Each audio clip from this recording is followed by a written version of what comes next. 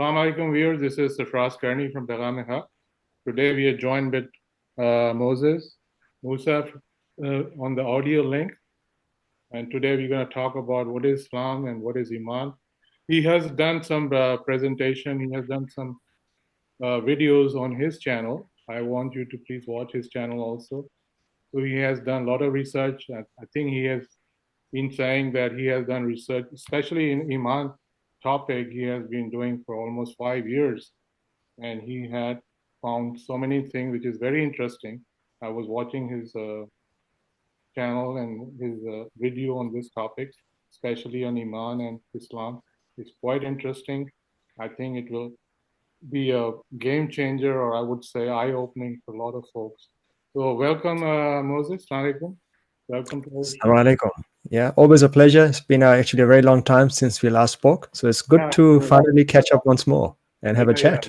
Thank you for joining us today. So I would really, I want to ask you to please present your research on this especially this very important topic. What is Islam and what is Iman? Yeah, absolutely. So I think this might seem like a very strange question because, if you're asking somebody who's born into a Muslim family, like I was, like you are, like sister is, then someone might say, well, why are you even asking this question? This is such a silly thing to ask. Surely we all know what is Islam. We all know who a Muslim is. We know what a Mu'min is. We know what Iman is. These things we seem to take for granted. But if we take the simplistic meanings that we understand and we try and use them to understand the Quran, and if we just read the ayat, we find that sometimes these ayat, the way we understood them, they don't give us the meaning based upon the understandings that we had for these terms. So I guess this was a starting position that sparked me personally to have a deeper look into how does the Quran itself define the terms Islam, Muslim, Mu'min, and Iman. And that was the driver that really just got me started. So I've got a lot of stuff to talk about. First, let me ask you, what, like you said, you have looked into that for a long time, and what make you think this is really, in your opinion, what do you think is important? Why is it important for the folks in general?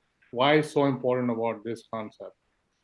Sure, because that's a very good question, and I think that's a point you make here. Because if our understanding of Iman is wrong, Mu'min is wrong, Islam is wrong, Muslim is wrong, then basically we don't know anything about the Quran. And this is such a fundamental realization that once I realized, I really found myself a bit shocked because I didn't quite know where we go from here. Because when you read the Quran, there are certain presumptions that you have. You say this is a book that was given to a prophet for Islam called Muhammad, and there it is, the final testament given to him, the final scripture, this which is meant for Muslims. It's got the Islamic religion in it, which is comprised of all of these different rituals, etc., that you have to do, certain things that you have to believe, certain ways that you identify yourself with others. And if you get to a certain level, then you kind of evolve and you become a mu'min, or you become somebody who's got Iman. But if all of those terms are wrong and we haven't understood them, and that is the output of my research, then that really means that we haven't understood anything about what Islam of the Quran really is. And I'll give you a couple of examples that really made me question these. Sure, Number one was Allah himself calls himself the Al-Mu'min. And it's something I've talked about in the series, in the video for Iman, what is the Iman of the Quran. But I always wondered, why is it that when I read this ayah and I find the ayah where it says Allah is the Al-Mu'min, we say Al-Mu'min here for Allah means the grantor of peace, the grantor of security, someone who takes away fear, which is how we understand this. But when we use this term for each other in our general parlance, in Urdu or even Arabic or in English, we always seem to be referring to people who are saying certain things, who are believing certain things, who dress a certain way, who say we belong to this special club because we say two magical statements. Sorry, I've got no other way to say that. And we believe certain things, and thus we have become mu'mins, we have become Muslims. And suddenly the meaning for those ayat there changes to those who say that they believe in these things versus as someone who grants peace and security. And this is just an example. We've got another ayah in which the ahkam or the hukam, the orders that come for what to do if there is a mu'min gets killed accidentally. And we can talk more about that ayah. But the basic premise that you take away is as if Allah is only talking to those people who want, who say certain words. Everybody else is not important. The Quran, which on one hand is meant for all of humanity, is meant for all people, but on the other hand, we seem to have curtailed it down. We descoped it to only refer to and talk to and care about those people who say certain things. So these were some of the points that, over time accumulated, and specifically Iman, because that was always something that personally I struggled with explaining. Because um, if you say that I have Iman, we all know that the madda, the source of that is Hamza Mim Noon. It's is peace. But then how does that suddenly become into something that you say, something that you believe, something that's within yourself, or that you trust somebody, etc.? So those were the sort of questions that I think really started this journey of exploration into what the Quran says about these terms. Okay. And the other question arises in our, I think everybody's mind, like in the society we live in, like Muslim community, they don't portray themselves like the Quran describes. So this is the main reason, like the researches are going on Quran, and you are also contributing a very good part. So this brought us to the conclusion there is something wrong in the interpretation and these terms. So I think this has the big part in it. Yeah, absolutely. And the more and more, sister, we interact with these words and these terms and we use them in our language, we realize there is a problem. For example, when I heard George W. Bush talk about, when he gave his speech after 9/11 happened, he said, Islam is a religion of peace. I still remember his words because I watched his, back then there was all these troubles that the Muslim community was facing. And I thought, oh, this is such a nice guy. He's coming up. No matter what I thought about him, at least he's saying what we all say as well. Islam is peace. Look, even George W. Bush, even he says that.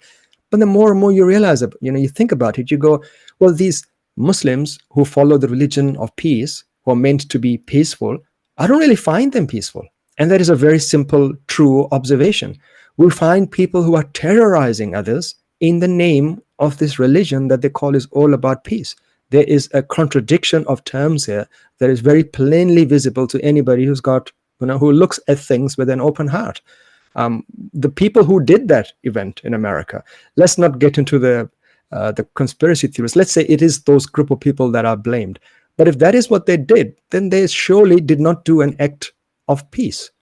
Because even if you are taking vengeance, or if you're doing acts to promote certain ideologies, you can, whatever you call it, you don't call it as an act of peace. It is an act of retaliation.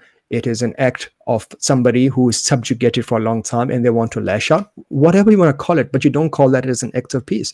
But those people, we never said they're not Muslims, right? We continue to say, no, these are Muslims. We see this in our countries, and we're all, luckily or unluckily, from Pakistan. And we know for the last 15, 20 years what's been happening in our countries. And in the beginning of this video, actually, you asked me, Brother Safras, you said, Musa, are you going to open your camera today? And I said, well, I wish I could, but unfortunately, I still have to go back into the Islamic Republic of Pakistan, where I still have family, I still have relatives, I still have people that I need to talk to. And in that country of peace lovers, Muslims, if I were to be known and if my views could be linked back to me, it would not be a safe environment.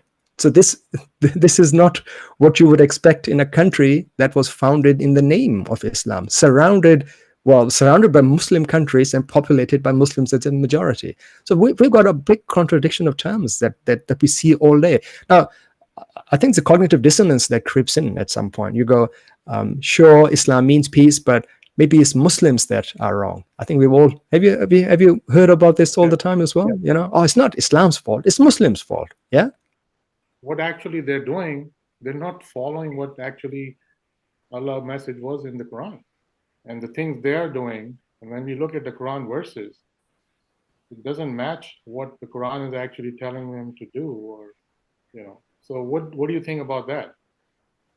Yeah, absolutely. And this, I think this all highlights the fact that we all know in our house that there is a problem, but we don't talk about it. We just ignore it, and we seem to create a false division between what we think Islam is and what versus what Muslims do. So we always say, "Oh, Islam is fine. It's just the Muslims that are wrong." But I provide an argument here based upon the understanding that I've got now, that Islam itself is a term that's not understood well by us, and this is a huge tragedy, because based upon a wrong interpretation of what Islam is, what a Muslim is, who a mu'min is, if we don't correct these, we will continue to have these problems down the track. So if I just bring up one ayah that I've talked about before, وَمَنْ يَبْتَغِي غَيْرَ الْإِسْلَامِ دِينًا فَلَنْ يُقْبَلَ مِنْهُ وَهُوَ فِي الْآخِرَةِ مِنَ الْخَاسِرِينَ. So this particular ayah then, وَمَنْ يَبْتَغِي غَيْرَ الْإِسْلَامِ دِينًا. So the problem that arises is that we seem to start with the preposition, that we know what Islam is, we know what Deen is. So straight away when you read these ayat, when we hear these in the masajid, the so-called masajid, where we go up and down, we suddenly we say to ourselves, well, Islam is the religious practice that we see all around us, and Deen is basically this system that we see around us, where you dress a certain way, you talk a certain way, you do all of these things. And for us, Deen is not just, in Pakistani term, it's not just a madhab, it's not just a religion, it's a system. But we don't really understand the meaning of system either. We say this is a religious system that we're talking about. So they would differentiate between Christianity and Islam, saying Christianity, you are Christian so long as you're in the church. When you come out, you're no longer Christian. That kind of stops. But when you come join our religion, Islam, it becomes a deen. You leave the masjid and you still have all of those rules that you have to continue to adhere yourselves to. And that is what we've made it out to be. So even though deen is more understood better as a system, for us it's become way more than that. This is a religion that you cannot get out of no matter what you do. So this is an ayah, for example, that underpins what we know about the traditional Islam. And if understanding of Islam, of the Quran, does not match with what we see, certainly we're going to find problems. So you're saying that you're saying that Islam is not a religion based on the interpretation, because Islam is like, you're going to explain later, but for certain, Islam is not a religion. Is that correct? Islam is absolutely not a religion, and this is actually this is how we started the series on the channel. And this is a shocking realization when we talk to people, and we start off with this, that we're not trying to shock you, we're not trying to come all guns blazing and trying to tear down the foundations of what you believe in. But that is sadly the truth. The truth is that as far as the Quran is concerned, and the Arabic used in the Quran is concerned, Islam is not a religion. You're not meant to believe things. You're not meant to say things. You're not meant to, be part of a community that's founded on the idea of there's a group of people who say certain things, who dress a certain way. This is not what the Islam of the Quran is. And the way this research has been presented really is on two fronts. So A is from a lisani perspective. From a linguistic perspective, utilizing the morphologies, the morphemes of Arabic language, how do we understand Islam? How do we understand Muslim? And then also comparing that to what we find in the ayat of the Quran, and seeing if that is what makes more sense versus or what we have been hearing all along from our Imma, from our Rijal Deen. Okay, let me ask you something also. Like, do you see, when you look at the Quran, did you see Quran talks about any religion at all, or promotes any religion at all? That's a very good question, and I think if I stick myself to the topic here, I find Islam not to be a religion. But on the overall, is overall answer to your question, no, I don't really find a religion in Islam, in Quran either. Quran is really, from what I've understood so far, it's a book of guidance. There's no doubt in that, but it's a book of guidance for mankind. It's not for followers of a certain faith or of a certain religion. And that is what we find throughout the Quran. If I say my brother, Christian brothers, sisters, Jews, brothers, sisters, following the system of Allah, they fall under Islam, is that correct? Yeah, so I think if we Absolutely, and that is one of the very shocking shocking results that you walk away with once you understand what the Islam of the Quran is. Because if we take the traditional understanding of Islam, we've got a very small group of people, right? And even within this small group of people, there are constant infighting. There are 73 sects, brother, akhi, and only we are the ones with the right aqidah. You don't have the right aqidah, you're gonna go to Jahannam, and this is gonna go to the Annar forever. We are the only ones, al-firqa an-najiyah. We're gonna be the ones that are gonna be the safe party in the end. We're a really small, exclusive grouping of people. But when you start to understand the Islam of the Quran in particular, what you realize is that suddenly, you're not restricting yourself to a small group of people who say certain things, but that the principle applies to a much vaster grouping that you previously, up until now, had not been considering part of this group. And that honestly changes the way you look at the world. And that, for me, when I realized this inherently, when it really seeped through into me, into my psyche, it made me re-question those who I thought were losers in the afterlife, so to speak, and also the ones that we were thinking, oh, these people, these religious scholars with these degrees and these ijazats, etc., etc. Well, whatever they're doing, that doesn't really match with what the Islam of the Quran is. So you've got a group of people who say we're Muslims, who are not the Muslims of Islam. You've got a group of a vast group of people who we do not like to call as Muslims are actually Muslims in terms of the Quran. I think if that's okay, maybe we can go to the beginning slides and have a look at the morphology of. Yeah, regarding this ayat, I have noticed, whenever the word deen comes, everywhere in every interpretation, every translation, there is a word religion there. So, Yes. it's hard for, common people to understand, like when we are saying like Islam is not a religion. Yeah, so I think the simplistic, without getting into the semantics, what the dictionaries say, in layman's terms, a religion is where you've got rituals that you practice, that you perform with others. There's a standard, consistent way. Maybe there's some flexibility between different sects, but overall, you do certain things, and you also are required to believe certain things. So that's really, and they're all largely in the metaphysical realm. So whatever you say, you do, is kind of not provable. It's in your heart. It's things that you utter with your mouth, but there's no way for me to believe, or there's no way for me to confirm what it is that lies in your heart. So these are metaphysical things you believe in, and you participate in events with others as a showing of what you supposedly believe within. A system is generally, in principle, non-religious inherently. So anything could be a system. You work at a school. We are talking right now, we're following a system. Every system, we live in a world of systems. So every system has got rules and guidelines, and these systems, they interact with each other, and the way they interact, they're again there's certain guidelines, there's certain restrictions, etc. So life is really making sure that you guide yourself through these different systems, and you follow an overall meta system where, let's say, you're not causing problems for others, living a peaceful life. Yeah.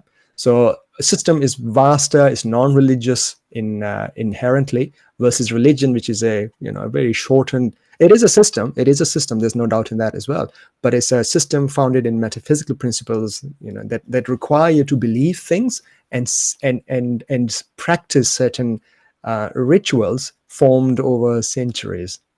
Yeah, now comes the difference between the belief and belief. So that's also very important. Let's go to the beginning of the slides, if that's all right. Let's look at the morphology of how we understand these terms. How are they used in the Quran? And then I think it will answer a lot of these types of questions that we always have in our minds. Yeah. So I think the first thing that comes into our mind. Okay. So I think if you start from a very foundational perspective. So at the end of the day, Arabic is a language that follows certain rules in how it forms its words. And everything in the end comes down to words. Words have power, as Wittgenstein would say. If you don't, words define the limits of your understanding. Define the limits of the world that you live in. So, from a linguistic perspective, very simply saying, we've got two types of verbs that we find in Arabic. These are either intransitive verbs or transitive verbs. So intransitive is a concept that we know in English as well. So something that's largely happening within yourself that doesn't require an object. So examples that I've given here, for example, is hazina. So someone became sad within himself. But a transitive verb unlike a intransitive verb, is where you're doing an action to somebody else. And the way to do this is you add a hamza and it becomes ahzana. So hazina becomes ahzana. So if you go to the next slide, here is where we start getting into the really interesting stuff. So on the left-hand side, what we have are the different forms of the same root, qaraba, and how they are formed through morphemes. So morphemes, awzan is what is called in Arabic. So there's a certain way that you form these words, these verbs, or even nouns from a starting madda or meta or al-jadar al-thulasi, the three-letter root. So on the left, for example, qaruba, he got close. Yaqrubu gets close. Qarib, he is qarib. But that really interesting thing that starts happening is once that action starts to happen to somebody else. So if somebody is bringing something or somebody closer, in the past it's aqraba, in present it's yuqribu, and if you're doing this action, it becomes muqrib. Yeah. So the action, the person who does this, the active participle on the wazn of muf'il becomes muqrib, and the masdar or the overall verbal noun, the action that you do, becomes on the wazn of if'al, iqrab. So iqrabun. Same example I've got on the right hand side for ihzan, for those who want to ponder and compare as well. But if you go to the next slide, we basically apply the same principle on Islam as well. And what we find is that the answer was always there in front of us. It was just not talked about. And why it was not talked about is the tragedy that we are all dealing with. But if we stick ourselves to the linguistic understanding and we start from a very firm foundation, sa, sin, lam, mim, the madda, the three-letter root from where we derive Islam, he felt peace. He was in a state of harmony. There was no conflict. Salima, he feels peace. He's in a state where he's not conflict with somebody. He's in harmony with the system or whatever the case might be. Yaslamu, yeah, yaslamu. Thus he becomes salim. But if you make it a transitive verb, as in now he starts to do this action to others. So if he causes, if I go in the past, he caused peace. He gave harmony. He was not in a state of conflict with somebody, and he did that action to somebody else, aslama. If he's doing this, if he's causing, if he's giving peace, if he's in a state of harmony, yuslimu. And if you're doing this action, you become a Muslim. And the verbal noun, the masdar, the overall action, that's Islam. So the state where you are causing peace and harmony, you're offering no harm, you are staying your ground, you're not the problem child, you don't go in and cause ruckus. You are doing the action, you're basically doing Islam, and so long as you're doing it, you're a Muslim. So there's no religious baggage that we need to introduce here at this point. As far as the linguistics themselves are concerned, the points are on an unshakable foundation. This is the same standard way that the verbs and nouns have been formed in Arabic for, I don't know, forever. And we find this for all types of other examples as well. The problem that we have found is that for some reason, these very simplistic terms have gone and acquired a specific tinge of religion, formalized, I say, 1200 years ago. So in that 1200 years post Umayyads, in the peak of the Abbasid era, what we find is suddenly we've got people who are conflating the linguistic term Muslim and imposing on it a meaning of a religion. So you are doing certain things, specific religious acts, and you are uttering certain beliefs. You have an aqidah. So there's one Allah, Muhammad is his messenger, that there are 5 arkan, there are 5 pillars of faith, etc., etc. And if you're doing all of this, now you become a Muslim. All of that is in direct contrast to morphologically, linguistically, term Muslim and Islam. I think this is a very firm foundation. So just accepting it, submitting it, it's not going to work. You're saying you have to actually you have to do something, or you have to take an action in order to be considered as a Muslim and considered under Islam. Is that correct? Absolutely. For example, if I say az'ajtani, I've used the same form. So az'aja, somebody made someone else in a state of discomfort. So az'ajtani, you made me feel that way. So it's an act that is visible to Sister Hina. So if I'm saying this to you as Ashtani, because of what you said or something that you uttered or something that you did to me, it's very visible for a third person to be able to verify what I'm saying. So it's not an internal act.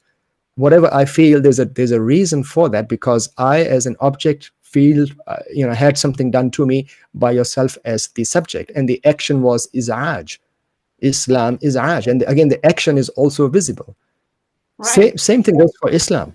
So whenever you are whenever you are not causing trouble to people, and you're living in a state of harmony, whether it's with your environment, whether it's with your family, you stay to yourself, you stay your own lane, you don't go and shake up things, etc. You're being peaceful, you're not giving war to others, you're not being the cause of mischief. You are doing the action of Islam, and you are a Muslim because you're doing it. It's linguistically a very simple principle. So let's say if I live in a country where the laws are all messed up, screwed up, but I live with my family in my home, stay peaceful, no fighting with each other and all that stuff. But outside, I have I have no say. In other words, all the laws and the rules of the country where I live are all screwed up, messed up. Okay. So I'm still fall as a Muslim and I'm peaceful within my family. Is that correct?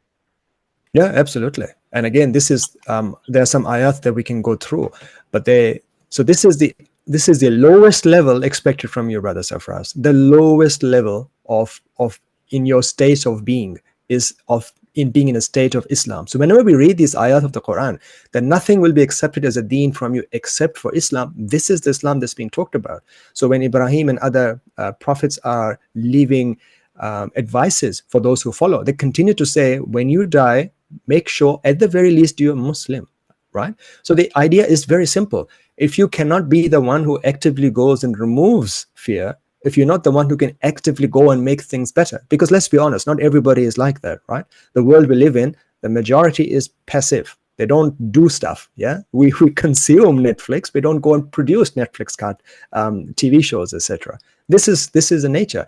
But at the very least, what we're meant to be doing is that we are not causing problems. So as you explained, you can be in that state. Yes, brother Moses, this is a very good point. You mentioned this ayah about Ibrahim. At least the word they have used in the ayah, I think at least you die as a Muslim. So at least you're peaceful within your circle. You cannot change anything outside. At least do that. This is a very important point, I think. Yeah, absolutely. فَلَا تَمُوتُنَّ, then don't die, إِلَّا وَأَنْتُمْ مُسْلِمُونَ. So make sure you don't pass away, that you don't finish, and your state was where you were causing trouble. That's a very valid advice that every parent would give their children. Yeah, something that is inculcated throughout all human societies, is something that is part of the fitrah that we're all born on. We always do. We always believe in. So all of those traditional Islamists who say, oh, all children are born Muslims, I actually agree with them. Yes, we are. We are by nature born as those who want to harmonize and play with others, right? How many kids naturally want to go and pick fights? Yes, they do fight. But end of the day, they just want to have fun, and they want to have friends that they can go and play with, and they don't want trouble. But besides that, I would really like to appreciate this slide. It's like a mathematics, and it proves the meaning of Islam. Yeah, well, there is no doubt about it. One more question just come to my mind, Moses. Let's say if you have a nice family, you're doing everything according to Islam and as a Muslim family, but when your kids go outside and they have a peer pressure and they're doing all the bad stuff, and then your kids trying to be with them and then start doing the bad stuff with them. So how you manage that? Like, how do you? Yeah, so this is a very interesting conversational point, and I think that in itself deserves a very detailed conversation and discussion. But essentially, we are not Muslims throughout our life, in all parts of our life, with all people that we interact with. To give you an example, I might cheat a little bit when I'm at work, but when I come home, I don't, right? Or a person could be one of your best, most loyal friends ever. He, whatever you do, he looks after it. You are in peace with him, but he cheats on his wife. Yeah, so we find these contradictions in humans all the time, and this is something the Quran actually does talk about. So we as humans, and this is part of our natural genetic makeup, we go from states. So there are certain states. I won't diverge ourselves from to another topic, but Rijal and Nisa in the Quran as well. We seem to say they're men and women, but actually, Brother Safraz is a Rajul in certain scenarios, and Sister Hina is a Rajul in certain scenarios. Maybe in the arrangement that you guys have, you shift between roles as a natural consequence of the arrangement that you guys have. So same goes for your example of a child as well. You could be in a state where you're not in the state of Islam in a certain capacity, but then when you go and interact in a different environment, you could be a Muslim. Our job is to make sure overall, when the mizan, when your good deeds are counted, that you come up basically on top. So have you seen in the Quran when you talk about people who are under you, or let's say they are weaker, and when they go outside, do you see anything that Quran says about, like, Allah will look into that and won't punish them as much because they were the weak people? Yeah, absolutely. So every nafs is only judged by what it can do, right? So there's an implicit understanding given in the Quran that we are not perfect, we are made weak, we are always going to come out short. And if this was not for the rahmah of Allah, we would not be, we would have been judged upon immediately. So there's this throughout the Mus'haf, there's an understanding that the person that's being spoken to is bound to make mistakes, and that person is given advice over and over as to what they should be doing. And the least that the person can do, the least that they can do, is to be a Muslim, which is, at the very least, you don't actively go and say slash people's tires. Yeah, that's the least you can do. It's not asking a lot. I think let's be honest. I'm not saying go and if you see somebody doesn't have air in the tire, you drop everything and you go get that thing done for them. What he's saying is, at the very least, you don't go and make their problem worse. You don't cause them more grief. That's the very minimal that's expected from you in all fields of life that you work in, with the understanding that there are times that humans are going to come out short. Yeah, but So can we be Muslim by birth? all children, I reckon, are Muslims by birth, because I've got two kids. Yeah. I've seen them since they were born wanting to laugh, wanting things, wanting joy. They always want your time. They always want to just do stuff, right? That's their nature. So yes, they were just as Muslims as those so-called Christian babies who my children went to playground with. I found no difference in them. All children are born Muslims. Right. And a lot of us remain Muslims in most of our lives. But then there are those people who don't stay Muslims. And sadly, those people could be from the community that declares itself to be the only Muslim community. That is where I think the real irony lies. So if you look at some of the ayat, maybe, the Quran here gives us a counterexample for what stands out against a Muslim. So a Muslim is opposite of what? And a Muslim of the Quran is opposite of a mujrim. A mujrim is someone who does jurm, someone who does something wrong. And it's something that we understand intrinsically in Urdu and in Arabic. Mujrim is somebody whose action is witnessed, is viewable, is recordable. There's evidence associated with it, and you get punished for that. So these are not things that you believe in your heart, right? So the example that I can think about right now is, everybody, part of their nafs, they've got thoughts and their ideas, thoughts that go through that are not good. We don't talk about them, we don't acknowledge them, we don't share them with others. But we all know what our nafs wants. And sometimes it's terrible stuff. But so long as you don't act on those urges, you don't become a mujrim. You only become a mujrim if you carry those acts that you had in your mind, you carry them out, now you become a mujrim. Same goes for a Muslim. So a Muslim is somebody who doesn't just believe, but gives a practical display that he is a peaceful person by showing that he's not in war with his neighbors, that he's not causing trouble. If it's a state, it's a Muslim state, if it's not going and conquering other states for no reason. And this is probably where we should stop. This is a very powerful ayah, and I think it just shut the case. I mean, there's no argument, I guess. And you Yeah, look, absolutely. Yeah. I think that the next ayah is kind of referring to, Brother Safraz, what you mentioned before. So our wajh, our attention, our orientation, it is always shifting. It's in a state of going up and down, right? So in a way, if I take the traditional, how the traditional people say, oh, your iman goes up and down. Well, actually, it's your Islam that goes up and down, because sometimes, if you don't have the right mind frame, you could be doing the wrong things. If you're angry, yeah, if you're angry, you're definitely not in a state of Islam. Then you're going to go smash things up, right? If I get angry, my wife gets angry, we do things that we would not normally do. So what this ayah says is, this kind of acknowledges that and says the true Islam actually in a way starts with your own self. Bala man aslama wajhahu lillah. Whoever tries and makes sure that his own orientation, wajhahu, is the way he works, the way he looks at the world. If he has managed to get that in sync with Allah, his qawaneen, his laws, the way, his system, that is how you start. Yeah. So man aslama wajhahu lillahi wa huwa muhsin, and he does actions that are again witnessable. Falahu ajrahu inda rabbih. Then he definitely has ajr. Ajr, again, something that you give based upon what you do. Then his reward is with his Rabb. yeah, it is very clear. Yes. So these are very, very, very crystal clear points. And if you go maybe 2 slides next. Yeah, but we can say like the Muslim, being Muslim is a characteristic, nothing else. No, Right?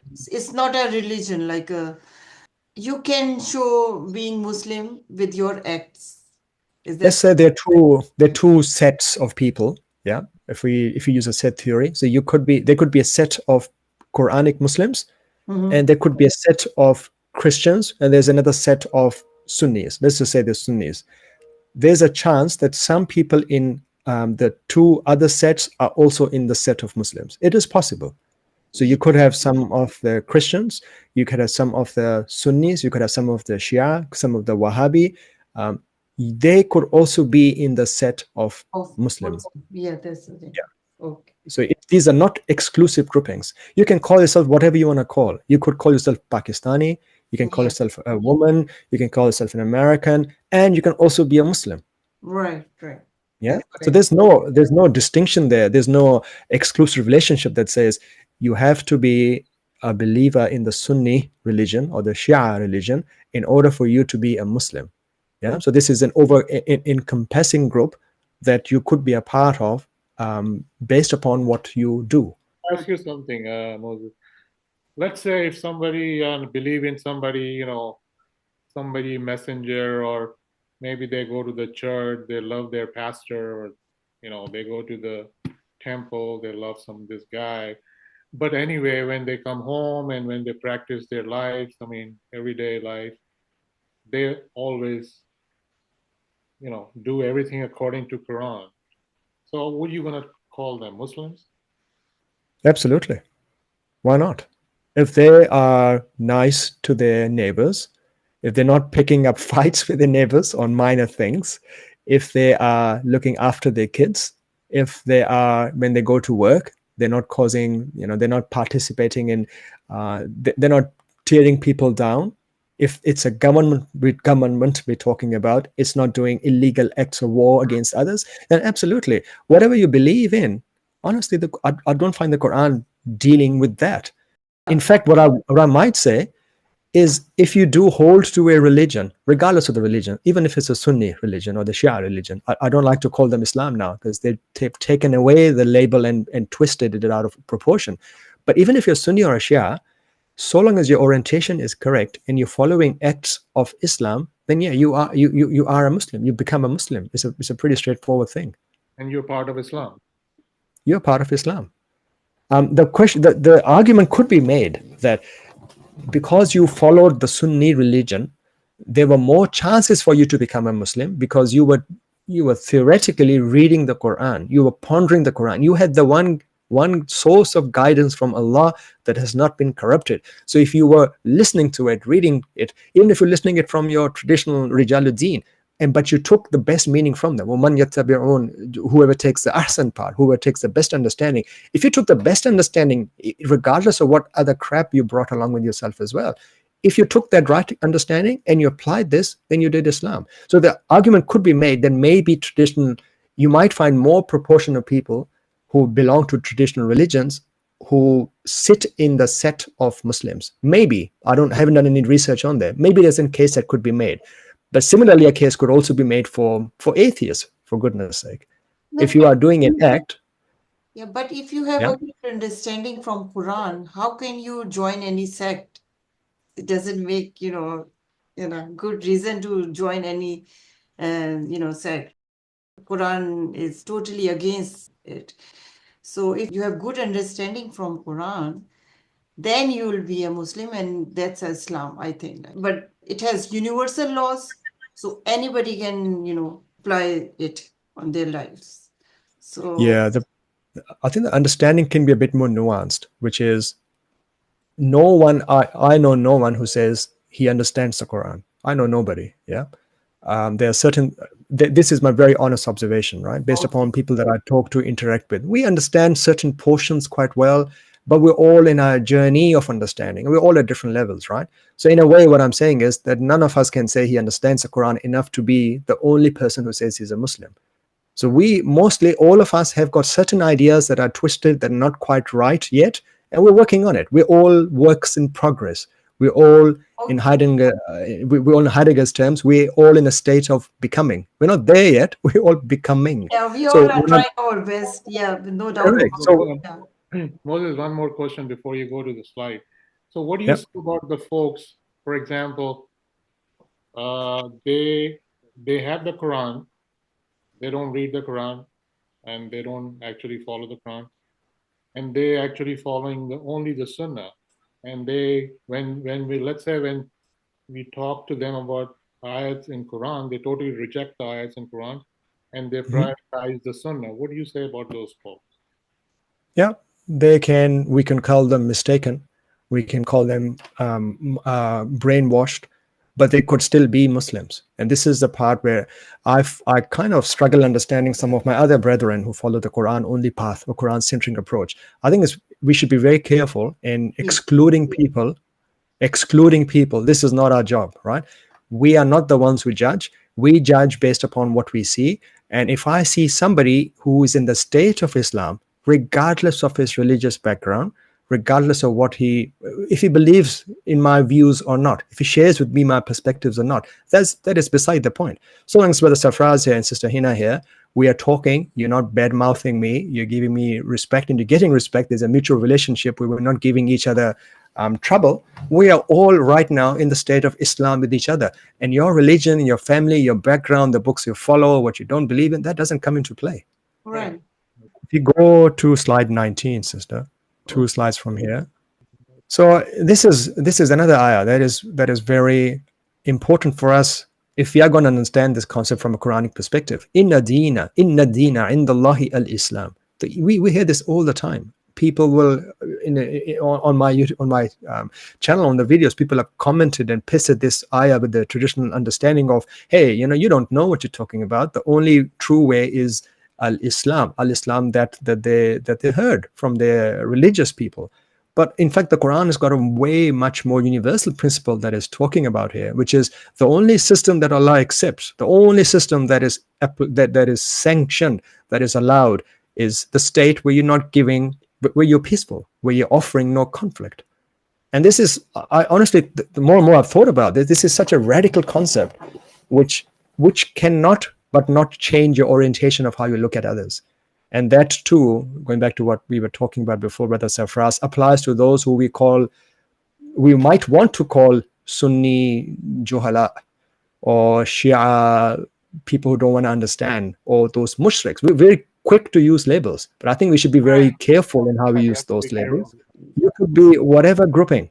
That's okay. We are all people at the same time. We exist in different states, and we are in different modes, so to speak.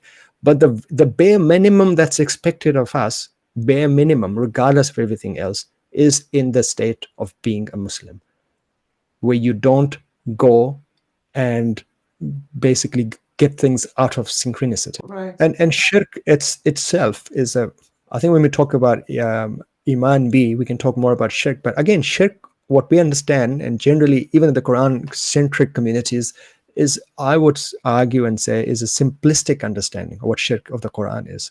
So the only form of shirk, for example, that is not acceptable is a very specific form of the shirk. It's not general shirk. In a way, Allah himself is a mushrik, because he makes it. So it's the same morpheme, the same wazn. So muf'il, mushrik, yeah, muhzin, muqrib, mushrik, yeah. So it's the same. So again, shirk itself, when you are a mushrik, you are doing an action on some. It's not an internal act. Once more, the shirk that's not acceptable is a very specific type of shirk. So it's not that you and I in a sharaka, in a certain relationship where we're sharing things. No, it's a specific type, and out of all of those is a very specific nuance-based form that is completely unacceptable, and there's a good reason for that. But I think we will get out of our topic. But the point I wanted to make is we need to be careful in how we read the Quran and the terms, how they present, and try and divorce ourselves from what we've understood so far,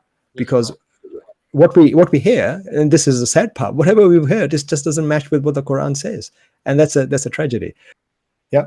So when you look at Islam, so I would say in all other programs also, there's no such thing as any pillars of Islam. Is that correct? I have found no pillars of Islam. Okay, I just want to clear that. There are no pillars as such. Hatta even as-salah, I didn't really find in the Quran anywhere as something that you are meant to be doing. Yeah. If we apply the same principle here that we did for Islam, and if you want to understand using the same principle as the term Iman and who a Mu'min is, we start from the same foundation. So transitive verbs, intransitive verbs, obviously won't go through them. So if you skipped 2 more slides, and let's just go to the slide about Iman. Yeah. And by the way, because you mentioned your Arabic friends, this is something, lest someone comes and says, what do these 3 know? They're not Arabs. Well, first of all, my default answer to them is, well, if I'm not an Arab speaker of the Quran, neither are you.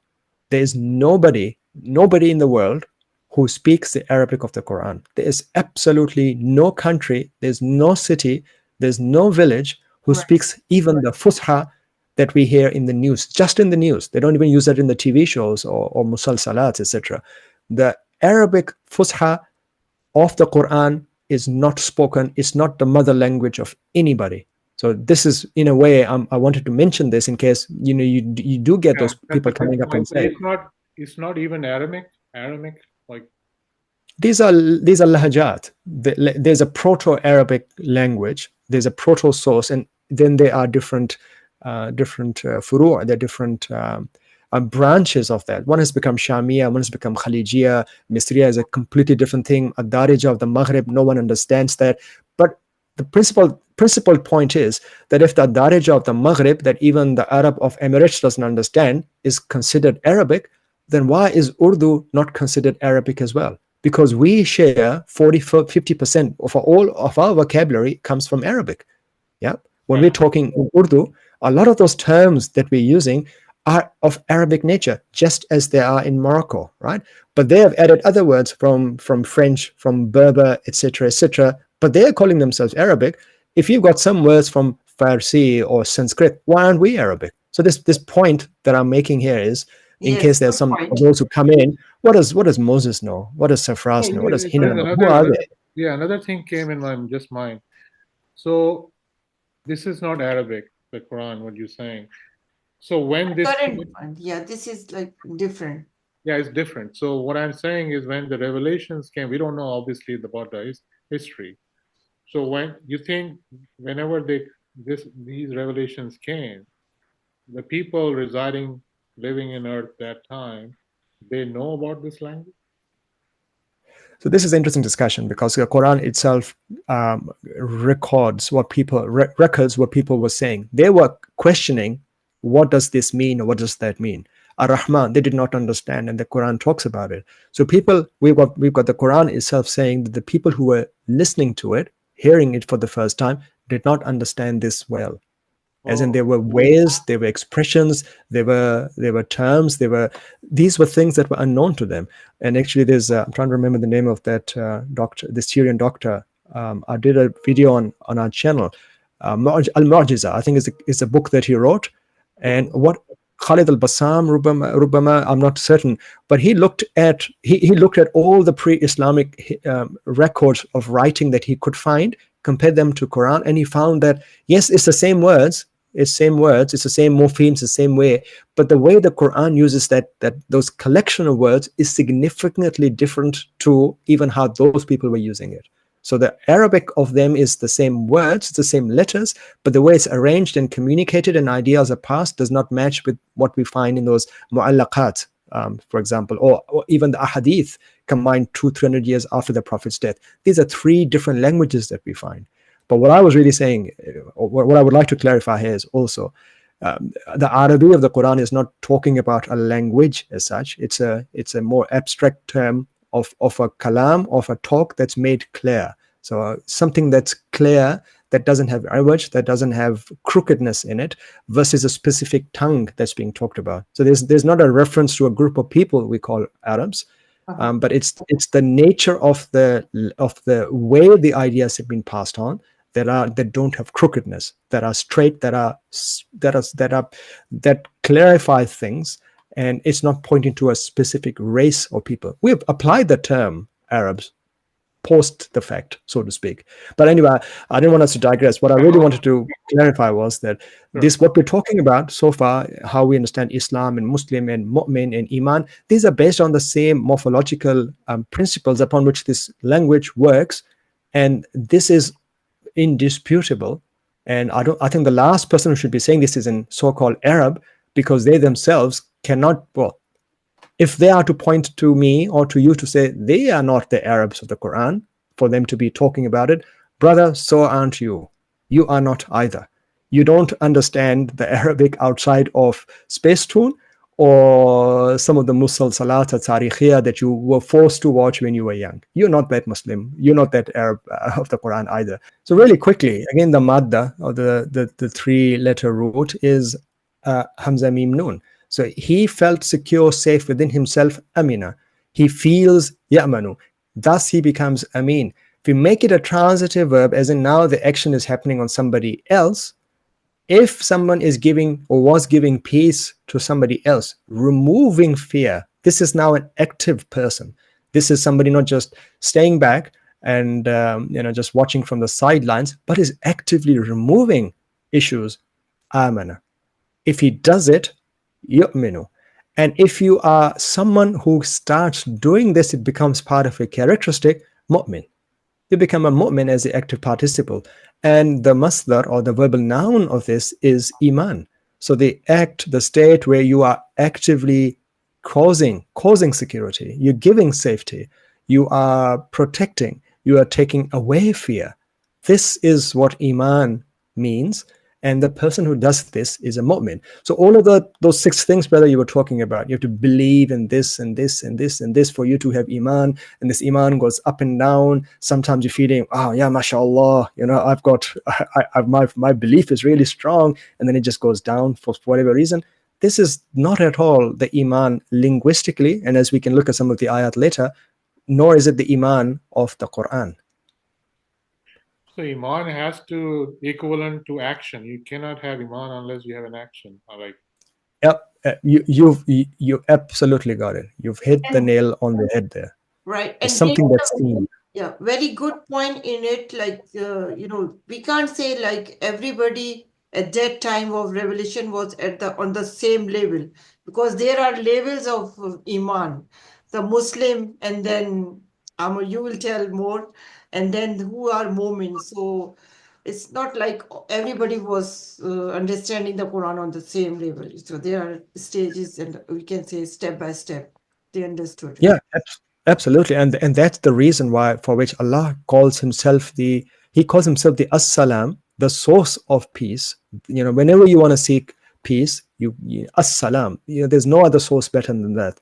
Now I'd say even a mulhid, or al-Muslim as-Sabiq, ex-Muslim, even he wants peace, and even his source ultimately comes from, whether he likes it or not, the source of peace, which is Allah, which is in the name and in the dimension for the same creator, for the same entity that keeps everything going. But he calls himself Al-Mu'min.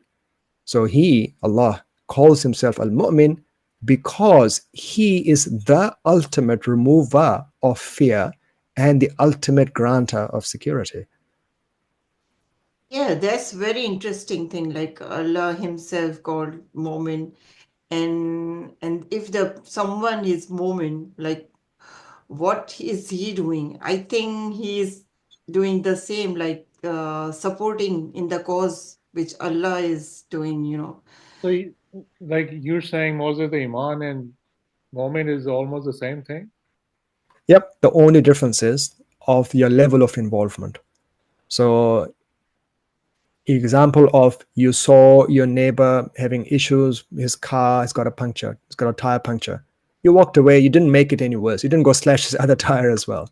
Yeah, if you didn't do that, you kind of, you didn't cause problem. You were in a state of Muslim. You stayed in Islam. You were a Muslim to him. You did not make things worse. You did not cause the problem in the first place. You kind of stayed to yourself. And that's the majority of the people. But now if you're going one level further and you are fixing the problem with him, you're removing his problems. You walk up to him and say, hey buddy, I see you got a problem, need a hand. And you offer him that hand. You take him out, or you to the nearest tire shop, or whatever it is that you can do. You've suddenly crossed the bare minimum, and now you're operating at a level higher.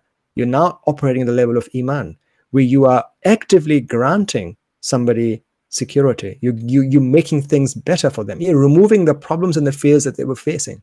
And just like we said, Islam, this will shift, right?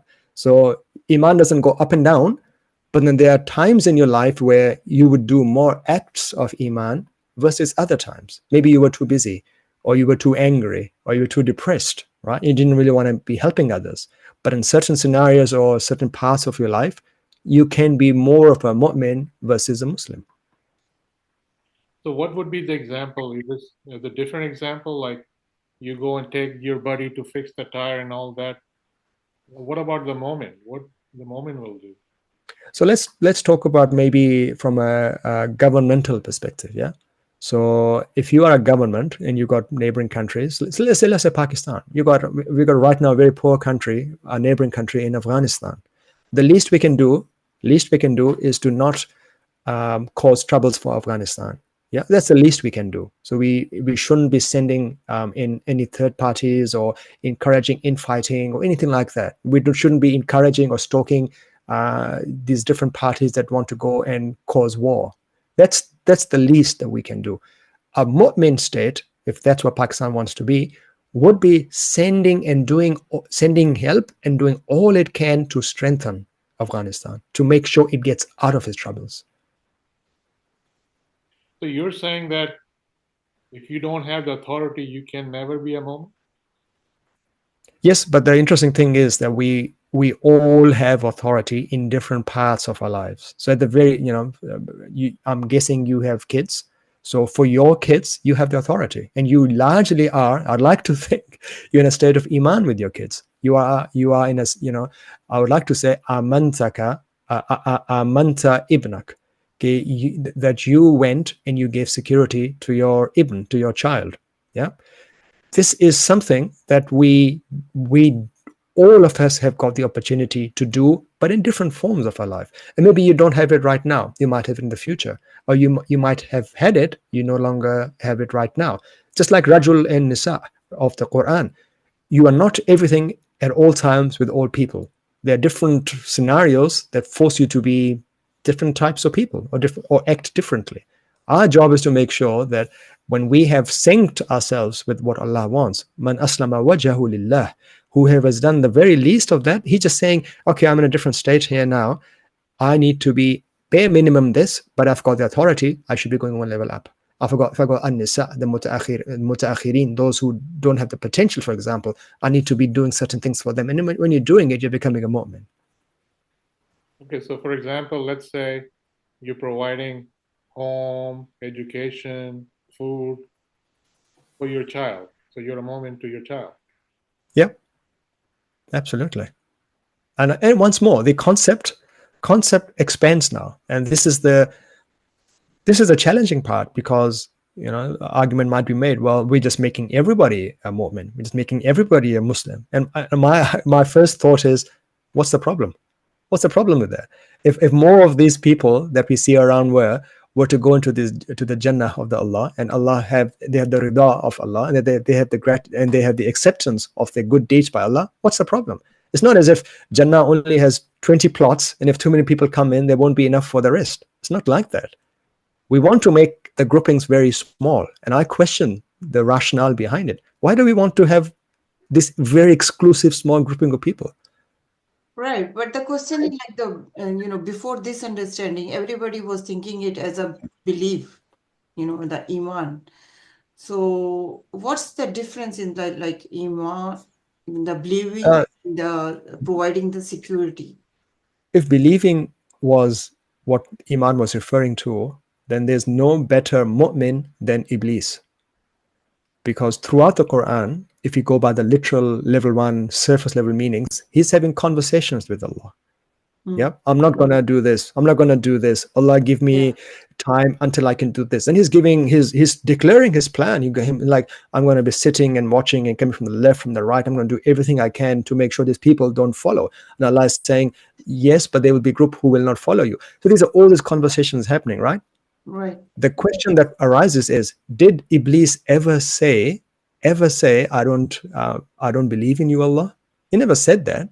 He couldn't say that because he, traditional understanding, he was there, he was talking, he knew that Allah existed, he knew the malaika were there, he knew that the Rasul would come, he knew all of that, he knew that Yawm al-Akhir will also come because Allah told him so, and he knew that. But we don't call him a mu'min. I think that's a very clear, stark depiction of how the Quran expects us to understand this term. By saying things or believing things, you don't become a mu'min. It's by doing things that you become the mu'min. Iblis was not a mu'min because he did actions that took him out of that club. Nothing to do with the believing part. Yeah, and I think this is an interesting way of looking at the world, but this is how the Quran shows its way. I think the problem that we also have sometimes is that we take these terms of the Quran and we make them really specific to just one thing. It's like, this term means A equals B. That's it, no more. Actually, this is a deeper discussion to be had, but the isqatat, or the way we apply these terms, is vastly universal. It's very expansive. So as Muslim, we're saying there are many scenarios. Rajul Nisa, many scenarios. Hatta al-Kitab, many scenarios. Kalimat like Rasul. And this is not a controversial thing, because it's Surah Yusuf, when we talk about the Rasul, the Rasul that goes on is a simple person that was meant to take the message from Nabi Yusuf to the king of that area. So Rasul itself is not a kalima specifically to just one person. So we really need to understand, when we are reading terms and when we're applying them, we're not just pasting the same meaning on them, on the same target. It's not a strict variable that just goes against one type of thing. But there is isqatat. There are different ways that they get applied. And everybody's life, you all get those opportunities. Right. It's good if we make it easy for people to become Mumin. Why not? Yeah, why not? Like everybody Why not? should be Mumin, yeah. But we're not running out of plots in Jannah. right. Why not? You should know. But the one thing is like close to the belief, I was thinking like trusting on Allah and His laws. Like Allah provides the security just through His laws, like Once more, Iblis trusted Allah. He never said, oh Allah, you're saying this, I don't think it's going to happen. He never said that. He knew. Quran gives a very clear example. Iblis knew Allah's power. He knew. He never said there's never going to be the final day, al-Yawm al-Akhir. He never said that. He never said, oh, you're just saying Allah, it's not going to. No, he never says that. There's no talk of trust there. He trusted Allah. All he wanted and all he asked for was a time that be given to him, so he can, again, whatever Iblis is, so he can be and do those things up until the appointed time. Yeah, very clear. There's no trust there. Yeah, I got that point. But the thing is, like, Allah provides the security through laws, his own laws and Quran. only. Yeah, we can talk about this maybe real quickly, how we do the act of Iman. I think this is a very, very important point on Yeah. how we do the act of Iman and how is that referred to in the Quran. But maybe if we quickly cover a couple of ayat and then we can go Okay. to the final slide. Yeah, Surah Al-Quraysh. الذي أطعمهم من جوع وآمنهم من خوف. So this is a very clear understanding of what amana is.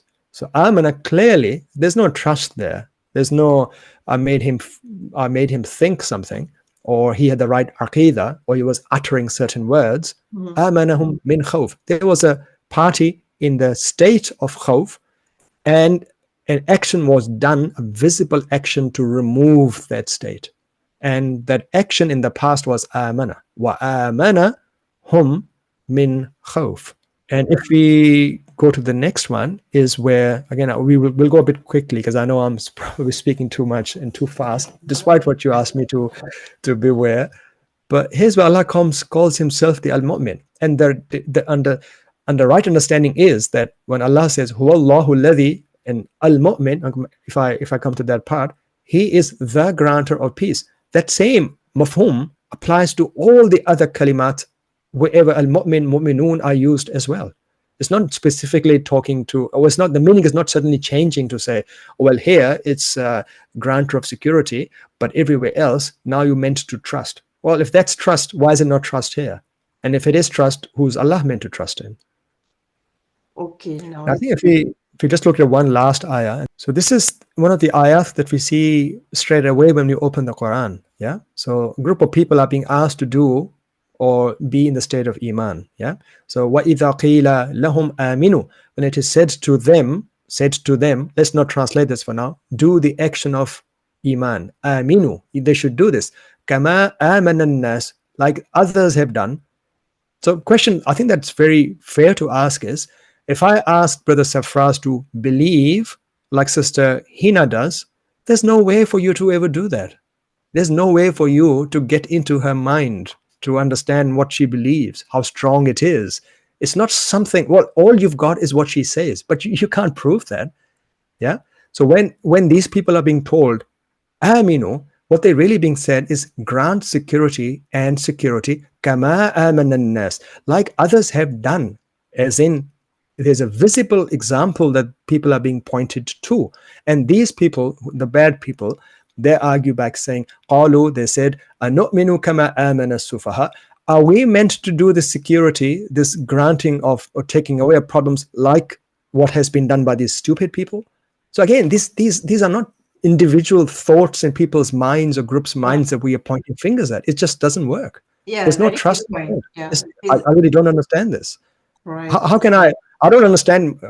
My wife might listen to me. I don't know what goes in her mind sometimes. Yeah, I'm being nobody honest. can read the mind. But Safraz probably feels the same thing. You know what Sister Hina thinks, feels. We men don't know, right? Yeah, But here there's a whole group of people, and somehow we can all measure what this group is thinking and what this group is thinking, and we can do comparisons. It doesn't work. It's yeah, not. it's a very good point, and because they were observing what they were doing, so that's why they compared themselves. Yeah, very good point. Right, exactly. Yeah. I can believe in something. I mean, that's fine, but I'm not doing it actually. Correct. It's like I just as I will not punish you, so long as you just thought about it, so long as you didn't do it, I won't punish you. You can think whatever you like, all the bad things you want to plot heists and do whatever, right? So long as you don't do it, you don't get punished. Similarly, you can believe whatever you like. Yeah, you get rewarded for what you do. So if you go to the very last slide of this deck, sister. Yeah, this one here. So once more, Ya ayyuhalladhina amanu lima taquluna ma la taf'alun. Why do you say stuff? Why do you say stuff that you don't do? Allah is, throughout the Quran, not asking us to say things for the sake of saying them, or have the right aqidah, or the right belief that something exists. It's always about what you do, and the ajr is always proportional to what you do. كبر مقتا عند الله أن تقولوا ما لا تفعلون. It is detestable in the sight of Allah to declare or say ما لا تفعلون, what you don't do. This is an overall principle that throughout the Quran is what I've found. And it starts from, as I said, from the very beginning when we talk about Iman in Islam. Things that you are doing, things that others are doing, etc., etc. Things that are visible. Maybe you do have trust and the belief that you were talking about, Brother Safraz, that makes you do those things, and that's okay. But you're being judged on what you do once more. So Iblis has trust. He knows what's going to happen. He just doesn't do the right things. So he is now becoming a kafir because knowingly he's rejecting what he should, what he knows is wrong, what he knows is right. He's rejecting it. Right, right. Okay, so that's a good. You're saying the people who believe in something and then they reject that. Correct. Again, it's a visible action, right? So you go, and so if someone is telling you what you're doing is not the right thing, and you understand what he's saying, but you reject it knowingly, you now do the act of kufr. And Allah Himself calls Himself a kafir, by the way. He covers as a kafir. Again, all these terms are not bad generally, right? This is the point. We need to understand the context. Allah Himself is a kafir because He covers knowingly the mistakes that we make. Oh. So He covers mistakes. He becomes a kafir. But this is a good example. This is a good use of that term. Right. And there is another point, like why do you commit when you don't, like do it? Correct. Yeah, a person, an upright person of the Quran, they do what they say. They don't just say. Right. This is all about doing. This is all about. It's a very. I think it's a great tragedy where we are meant to be doing certain athkar or saying certain words X number of times throughout the day. Now, inshallah, is Yeah, like you will never. yeah. You gotta have trust. You gotta have belief, brother. You gotta have right aqidah. There's this and this and that. Ultimately, sure. And I think this is a place where people get to naturally. Now, I don't deny that. That yes, naturally, a true person, I don't see how they can deny the creator. So in a way, you build your confidence in the creator by looking at this universe around you, by yourself, in yourself. They are ayatullah. We acknowledge slowly and gradually, the more we understand the world around us that we live in. You get to that naturally. This is part of the human nature. But you only become a mu'min if you are doing the acts where you're removing fear and you're granting security. Your inner state is not it could be at one place, and your actions could be in a completely different place. Maybe the two combine at times. Maybe the two don't combine, like is the state for Iblis. Okay, I think maybe the last thing we can cover now is Iman billah. And this is the part where I'll be very honest. Up until I listened to a specific scholar, I never understood this part in particular. So 5 years I pondered the Quran, and I continue to get stuck at this point. Sure, I understand what Iman is, because there's in it. You hear this and there's peace, there's security. But what does Iman billah mean? Iman bil Rusul, Iman bil Ghaib, Iman bil Yawm al Akhir, all of those types of terms. I think this is specifically a point where I personally was stuck for 5 years. But as we all learn from each other, right? I happen to happen to go through and listen to this argument. I did my own research, and I found that argument to be completely congruent to what the Quran says. So Iman billah, in very short, if I cut right down to the chase and get to the point straight away, Iman billah, Iman bil malaika, wherever we find the preposition be, the way it's used throughout the Quran with the form for amana, this transitive form, means utilizing this as your source. So when I say Iman bi Allah, Iman billah, I'm utilizing the laws that Allah has given me, and I'm utilizing that. That is my source for granting you what I'm granting you in terms of security, and I'm taking away your problems. Okay. So I am utilizing Allah as my source. But if I say, for example, I am now doing Iman bi siyasati madrasati, I am giving you security based upon what the school says. I'm doing it because of that, or be qanun baladi. Whenever I'm using terms like this, I'm saying I'm doing Iman utilizing the laws of the land that I live in. So it's not a good or bad thing if you're talking about these sources, but the problem is these are transitory sources. They're always in a state of flux. And if one day, for example, if you only had people who granted each other security, they were nice to each other because police were watching them, and that there was law and there was all the system, and the moment that law goes away, yeah, they can't stop doing it because there's no, that the system itself that there was their source is no longer present. However, despite that, Iman Billah is the state where you are saying, no matter what happens, my source is the qawaneen of Allah that were there, are here, and will always be there. No matter what happens, whatever happens, my source is unshakable. I'm going to keep doing it through what Allah has given me, through the laws of the nature that He has granted me, etc., etc. Yeah, I think this is a easy way of understanding what Iman Billah means. We can talk about some of the examples if you want, and then maybe we can have a few questions as and when we go. Would that be all right? Sure. That's fine. But do you want to touch the Bil Malaika and Bil Ghaib also? Yeah, again, so I'll talk about al-ghaib, but al-malaika is again a very rich term. So you need to understand in which surah, in which ayah, who are the al-malaika that are being talked about. It's not always this so-called group of metaphysical, magical beings with hundreds upon hundreds of wings just going round and round Allah's throne. That is a concept that's not the Quranic concept. So again, for malaika, I've deliberately not talked about yet because I really not want to talk about malaika as a concept before I insert this into these ayat. But again, the principle is just like a Muslim is, you've got a vaster area where you apply this in a vaster format. Same goes for malaika as well. That's fine. So what we talked about so far is whenever the action of Iman is being done, or someone did amana as in the past tense, or yu'minu in the present tense, if it doesn't come with the harf jar ba, the preposition ba, or it becomes be when we're using it, it's talking about a general act where the source is not being mentioned. So the way that you're doing it is not being mentioned. You're talking more generally. So amana huwa kada. So he did the action of securing, granting peace, etc., removing problems generally. There's no mention of how he did this, what were his sources, what were the asbab that he utilized, etc.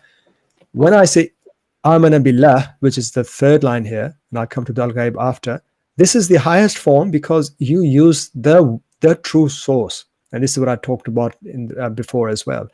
No matter what happens, Allah's qawaneen, they don't change. And you are saying, I am going to give you peace relying upon Allah. This is the highest form that you can ever achieve.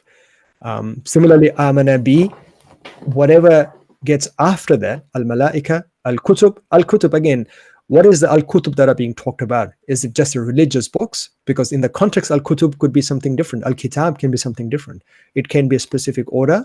It can be the law that's being talked about. So you need to really find the context. But Iman bi al-kutub in general terms, whatever has been given as an instruction, you've got to look at the ayat in the context. I am going to do the right thing, utilizing those as my sources. So maybe then an argument can be made. You guys live in the USA. There's a kitab. There's a rule book, and you grant each other actively go and become the removal of the fear according to that, utilizing that, relying upon that as your source. Amana bi al-ghaib is a very interesting one because in the very beginning of Surah Al-Baqarah, from the very beginning, we find this ayat talking about Iman bi al-ghaib.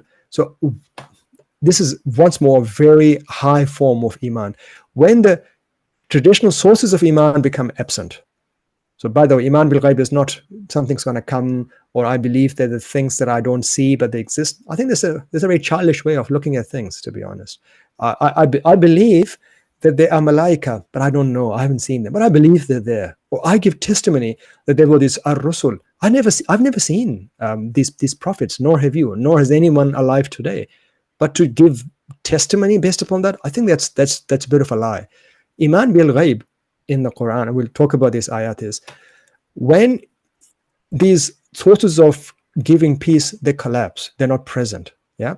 So you wanted to grant peace, but say there's civil war, and the government has collapsed, there's no police. So those systems that you would generally have relied upon or utilized to be able to become a mu'min, they're not there. Yet, despite their absence, you continue to invoke them. So in the absence of those sources of given you continue to do that act. And that is you doing the right thing, even when no one is there to watch you or no one is there to follow you. I think as an overall summary, this might be a good slide for people to refer to as they start looking at the various different ayat of the Quran. And if you guys like, we can cover some of these different ayats today as well, as a starter taster for people to begin their journey and apply these principles on the other ayat of the Quran, and come back and report back if this understanding doesn't work. So this ayah, and I've heard a few explanations, but they never sat well with me until now. Ya ayyuhal ladhina amanu. So talking to people who did that act once or a few times in the past. Yes. Ya ayyuhal ladhina, these amanu. So it's not talking to people who are doing it right now necessarily. They did this at a time, at least once. Or aminu billahi wa rasulihi wal kitab. So the question that rises out of this is, well, if you have done the act so-called of believing and trusting, why are you being asked to do that act once more? Yeah, that's An example. Yeah. The example that I gave in the Urdu series, I'll try and think of an analog from a soccer term. Let's say I say a sentence that is inherently meaningless. I say a meaningless tautology such as, Messi, the soccer player, plays soccer. That makes no sense. Right. Messi, if you know who Messi is, and I'm explicitly saying to you, Messi is in the soccer team, because of these, it follows inherently that he is a soccer player, because all of the context and the terms I've utilized so far lead me to that. But if I'm saying this in my natural language, I'm inserting words for no good reason. But that's not what we should be doing, quite simply, when we read the Quran. وَمَا قَدَرَ اللَّهُ حَقَّ قَدْرِهِ. We should not be taking Allah's words lightly. So when he's talking about this group who have done it once, they're now being given instructions on how they should do it. What are the sources they should continue to rely upon? آمِنُوا بِاللَّهِ وَرَسُولِهِ وَالْكِتَابِ الَّذِي نَزَّلَ عَلَى رُسُولِهِ. There are instructions now. You did this. And this is a topic maybe we can talk next time. Ya ayyuhalladhina amanu, they're not quite perfect there. They're not as good as the al-mu'minun, who have now made this as a habit for them. But these people who've done it once or twice, guys, you need to get back to the right side. Continue to use these sources. Be Allah, with Allah, through his guidance, through his qawaneen, wa rasulihi wal kitab. If you go to another ayah, the one after. This is right. I got it. Like what you were saying, like if they are generally they are amanu, now they have to be amanu billahi wa rasulihi. So there is difference No, between. but they were instructed. These are the special people who believe. Now they were instructed what to do. Yeah. So in generally they were amanu in their life, but now they are asked to be amanu billahi wa rasulihi. Okay. Yeah, so it's a specific way that's being told to them in terms of how they should do it. Yeah. So the next one there, the very next slide, we got a very similar thing. Amana Rasul Okay. bima unzila ilayhi min rabbih. If we just stop there, so how did the Rasul remove fear? How did he make the people around him better? How did he do that? Not by saying words, not by uttering things. It is not about his personal state of belief. There's nothing of that. Amana Rasul, the Rasul, this is translation by the way on the left-hand side is, and I should have mentioned on the previous slide as well, is the traditional understanding, not my translation. So what this is saying is the messenger believes in what has been sent down from his Lord. But the real way to understand this is that the Rasul, when he did the act of securing, he's the active party as a Nabi, checking out these problems from his people. He's helping them see the right thing. How is he doing it? Be with, relying upon, utilizing ma unzila ilayhi min rabbih, what was sent to him from his Rabb. Very explicitly, the Rasul uses the Risala that was sent to him to secure others. And the Al-Mu'minun, now this special group, a better group than Ya ayyuhalladhina amanu, we are being told about them. How do they do that? So they're utilizing all of these different resources that are capable, that they've got around them, in order to be like the Ar-Rasul.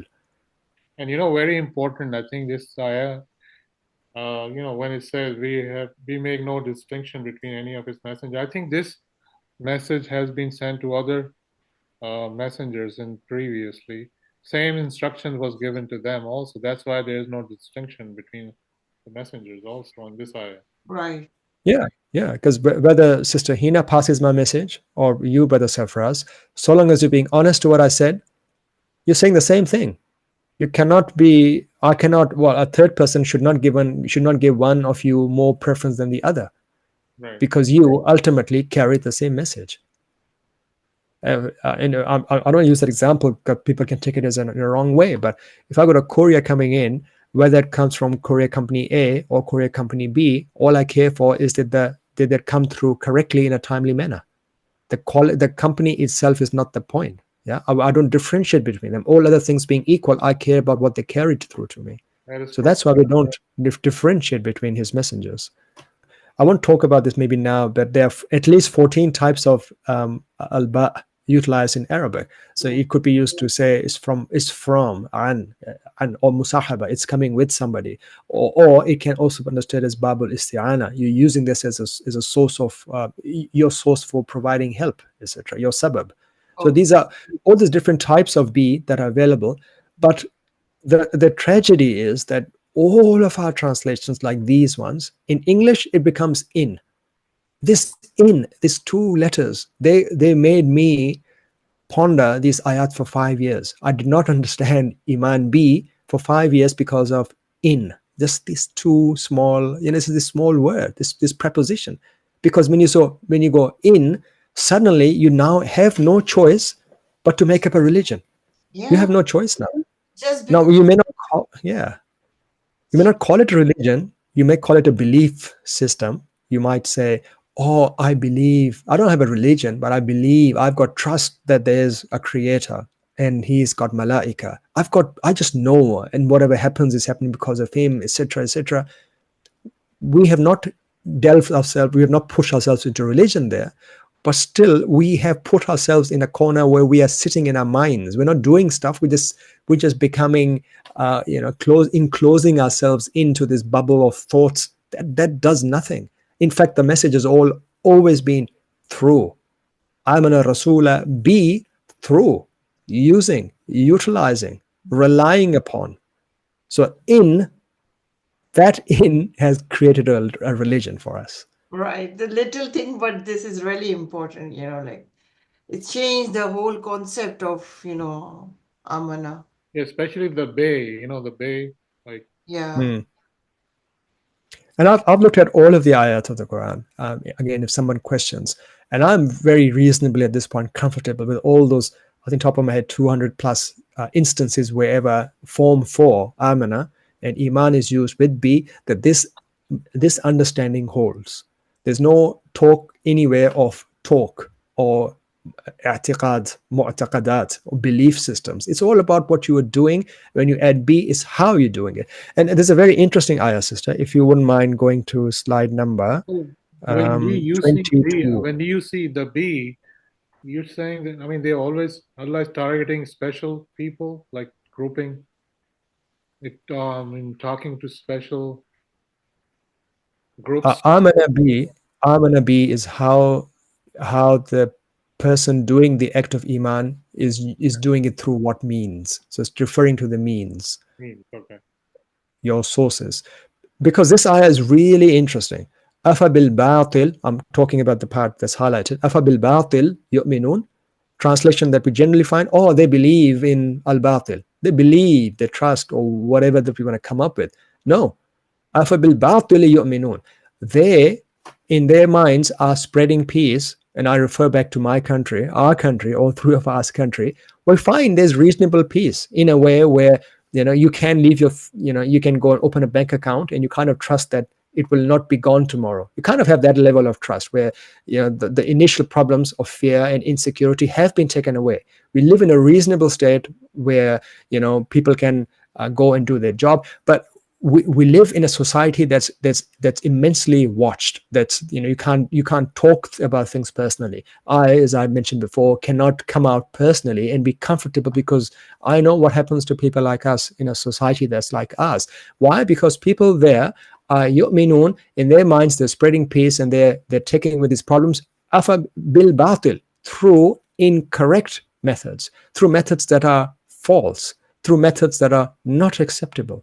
So this is a very interesting ayah here in the Quran, where, again, the Creator tells us that you could get to potentially the right solution in your mind through the wrong ways, but the means that you utilize don't justify the end. That's the takeaway that we are meant to take away from this ayah. So if you think that you can kill and cheat and murder and pillage, and in the end, look, ultimately go to the right state. Yeah. No, bil batil. You utilize batil. Yeah. Sorry, go on. If we take bil batil, unjust, because in the prior, ayat, can we take is like the through unjust? Yeah, again, all of those terms are depending. Al-batil, once more, is a rich term. So depending on the context, it would obviously change the specific instantiation of this, right? Yeah. So going back to Afghanistan, right? Yeah. The Taliban, when they first came, Mhm. they secured a country that was war torn. Yeah, there was civil first time in the 1990s, civil war. No food, people fighting. You had no sense of salam there at all. What did they do? Yu'minun. They amanu. They did amanu. They spread iman, the Quranic iman. They did bring a situation where, you now could have trade. Yeah, you could have trade. People were reasonably comfortable. You were in a scenario where you can make these contracts for years upon years. You entered into a scenario where people were able to get to that next level. But bil batil, I have no doubt in saying what they did was wrong. Right. Right. Yeah. And the other is binimatillahi hum yakfurun. And so it's again going like the binimati, it also goes to binimati, the same meaning, because it has There's another action that they're doing, it's a different. which is, yeah. So they're also at the same time, whatever has been given to them, knowingly they are denying that. So I think this ayah itself is an interesting one we can talk about more. Okay. But the sense we want to take away from this is that there are people who might want to say, oh, the end justifies the means. We hear this all the time. Yeah, Right. the end justifies the means. Mm. Whatever you did doesn't matter. Ultimately, you got to the right place. Not quite. Think twice. Bil batil tu'min. You did this. You do this. Tu'min anta tu'min bil batil. You do this through the wrong way. You may get to the right place. Hitler, yeah, he wanted to create ultimately a world where, per his vision, ultimately people would have lived in a peaceful scenario. It's a different matter of how you went about it. And I think this is a problem where we obviously get into. So it's very interesting. The Quran talks about and differentiates that, it's not just one thing to have the right thoughts or the right intention, but also how you do it. So carry yourself the way you expected to carry yourself, or Allah expects you to carry yourself. Right. Through batil means you cannot be, get the aman. That's a good point. Correct. And the next ayah also talks about these people. Yeah, وَالَّذِينَ آمَنُوا بِالْبَاطِلِ وَكَفَرُوا بِاللَّهِ أُولَٰئِكَ هُمْ الْخَاسِرُونَ. I'm reading the last part in there. So these are the ones who granted security through the wrong ways, and they continue to deny Allah's qawaneen. Those are the losers. Those are the true losers. أُولَٰئِكَ هُمْ الْخَاسِرُونَ. They might think, I did the right thing. Look, I made my country better. Our sister nation, our neighborly nation, Afghanistan, they are in a state where there's reasonable peace now, yes, but they did this through batil. You cannot just wipe away the wrongs that you did based upon where you got to today. Actually, it's even if it's, yeah, I was, the second prior thought was coming to my believing. So, but you will do what you believe in. So, if you are granting the security through falsehood, there's also like your belief.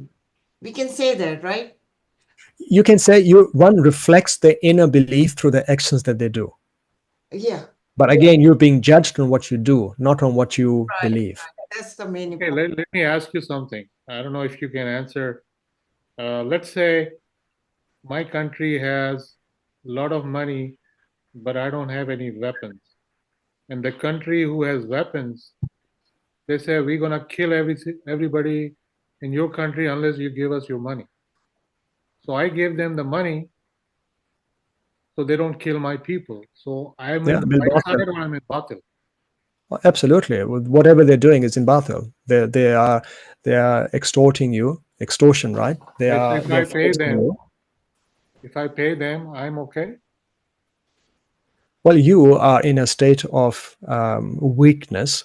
You become the da'if or mustad'af from a Quranic perspective, and you are exempted from the state or the situation where you don't have much power over. So again, each nafs, we are all anfus. In the end of the day, we're all judged based upon what limits we faced, right? Right. But what really comes down to it is the group that did that through to you, even if they granted you peace, so-called peace, or what they were doing in Karachi. If you talk from a Pakistani perspective in the 1990s, a certain political party, you give us X number of rupees per month, and you're going to be in peace. Well, yes, you maybe achieved that, but you did this bil batil. Okay, that's what I'm trying to figure out. Okay. Okay. Yeah. So again, the fault is not with the shopkeeper. The shopkeeper has no choice here.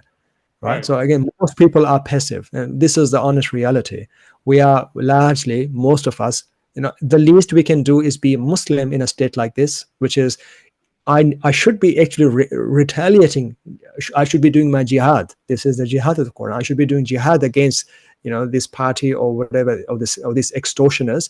But I don't have the means right now, or whatever the reason might be. The least you're doing is in the state, in the scenario where you have power, like with your family, with your neighbors, you're in a state of being Islam or of Islam. You're not causing them grief. You are being, your rights are being taken from you, but at least you're not doing it to others. So from your power perspective, you are still a Muslim. Right. Yeah. And you are also a mu'min to your children, for example, that are under your care. Right. Yeah. So, but now what I understood is this is for sure, like it has to do with your deeds.